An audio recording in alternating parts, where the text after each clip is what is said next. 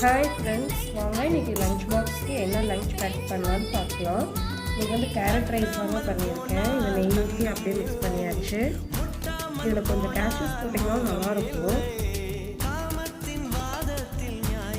வெண்டைக்காயில் தாங்க French fry மாதிரி பண்ணியிருக்கேன். கொஞ்சம் காரமாக நல்லாயிருக்கும்னு சொல்லியிருக்கேன். அதுக்கப்புறம் கொஞ்சம் ரசம் சாதங்க, பாப்பா கொஞ்சம் சளி பிடிச்சா கிடைக்கும், அதனால மிளகு ரசம் வச்சு இன்றைக்கி அந்த ரைஸ் ஒரு 2 ஸ்பூன் ஊற்றலாம் சொல்லிட்டு ரெடி பண்ணியிருக்கேன்.